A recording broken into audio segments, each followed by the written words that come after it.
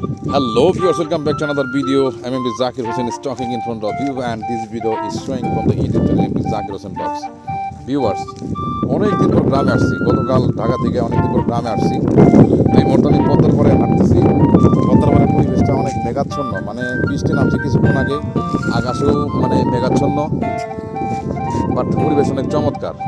এই সুন্দর পরিবেশটা আর যে সৌন্দর্য যেটা এনজয় করার জন্য আমরা সামলাইতে পারিনি, এই জন্য এই ছাতা হাতে করে বেরোইছি। এই মুহূর্তে আমি আছি পদ্মার পারে, তো পদ্মার পারে ন্যাচারাল বিউটিটা এনজয় করতেছি এই মুহূর্তে। দেখেন আমার পিছনে বিশাল পদ্মা, বিশাল পদ্মা নদী।